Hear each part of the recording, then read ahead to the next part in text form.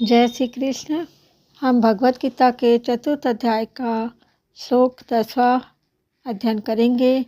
इसका संबंध है भगवान के जन्म कर्म की दिव्यता को जानने वाले कैसे होते हैं, इसके बारे में वर्णन है।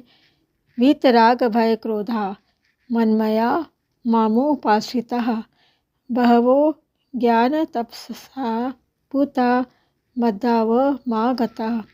राग भय और क्रोध से सर्वथा रहित मुझ में तल्लीन मेरे ही आश्रित तथा ज्ञान रूप तप से पवित्र हुए बहुत से भक्त मेरे स्वरूप को प्राप्त हो चुके हैं।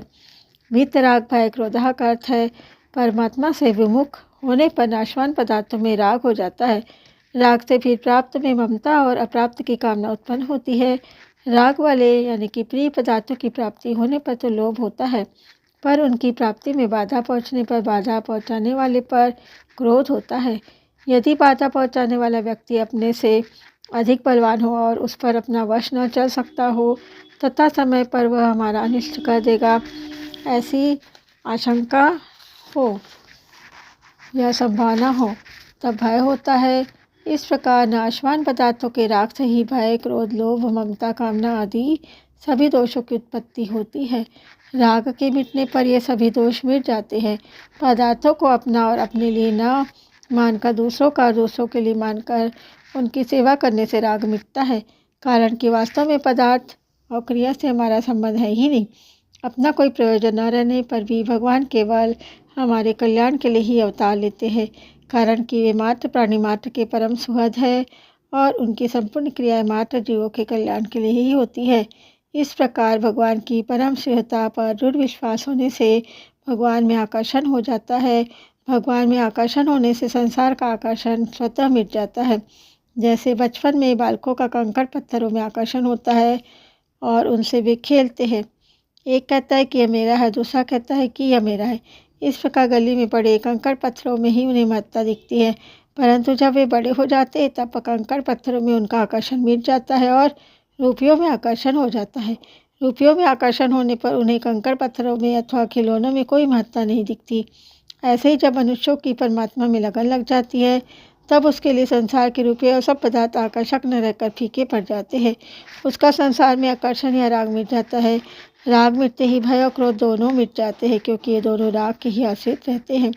मनमयः इसका अर्थ है भगवान के जन्म और कर्म की दिव्यता को तत्व से जानने से मनुष्यों की भगवान में प्रियता हो जाती है।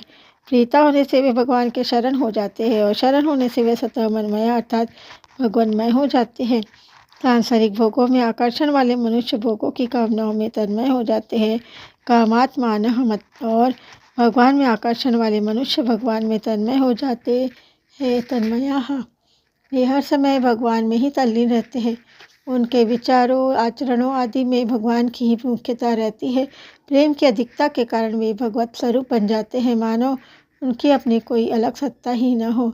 मामुपाश्रिता वीतराग भय क्रोधा में संसार में स्वयं कथम मन विच्छेद है और मनमया माम उपाश्रिता में भगवान की तल्लीनता है।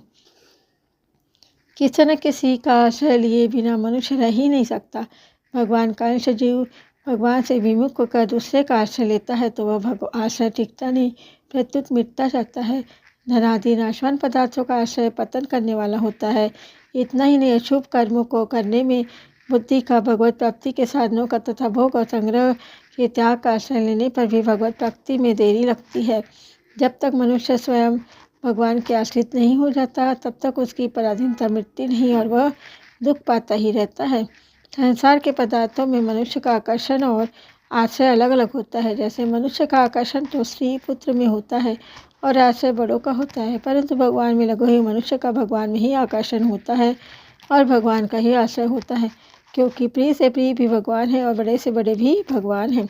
बहवो ज्ञान तपसा पूता मद्भावमागताः इसका अर्थ है यद्यपि ज्ञान योग से भी मनुष्य पवित्र हो सकता है, तथापि यह भगवान के जन्म और कर्म की दिव्यता को तत्व से जानने को ज्ञान कहा गया है। इस ज्ञान से मनुष्य पवित्र हो जाता है, क्योंकि भगवान पवित्रों से भी पवित्र है। पवित्राणाम पवित्रम यह भगवान का ही अंश होने से जीव में भी स्वतः स्वाभाविक पवित्रता है। चेतन, अमल, सहज, सुख राशि नाशवान पदार्थों को महत्व देने से उनको अपना मानने से ही यह अपवित्र होता है, क्योंकि नाशवान पदार्थों की ममता ही मल मतलब अपवित्रता है। भगवान के जन्म कर्म के तत्व को जानने से सब नाशवान पदार्थों का आकर्षण, उनकी ममता स्वतः मिट जाती है। तब सब मलिनता नष्ट हो जाती है और मनुष्य परम पवित्र हो जाता है। कर्मयोग का प्रसंग होने से इस पदों में ज्ञान शब्द का अर्थ कर्मयोग ज्ञान भी माना जा सकता है। कर्मयोग का ज्ञान है शरीर, इंद्रिया, मन, बुद्धि, पद, योग्यता, अधिकार, धन, जमीन आदि मिली ही मात्र वस्तु है, संसार के लिए ही है और अपने लिए नहीं है।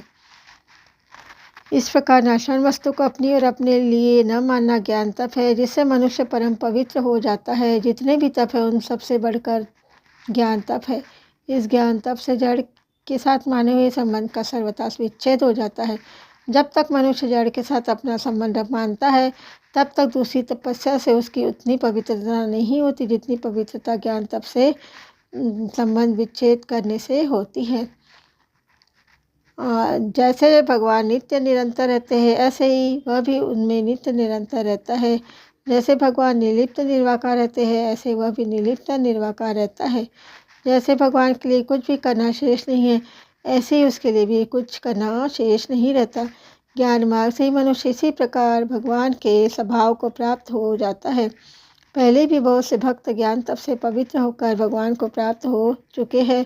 अतः साधकों को वर्तमान में ही ज्ञान तप से पवित्र होकर भगवान को प्राप्त कर लेना चाहिए। भगवान को प्राप्त करने में सभी स्वतंत्र है, कोई भी परतंत्र नहीं है, कारण कि मानव शरीर भगवत प्राप्ति के लिए ही मिला है। जय श्री कृष्ण।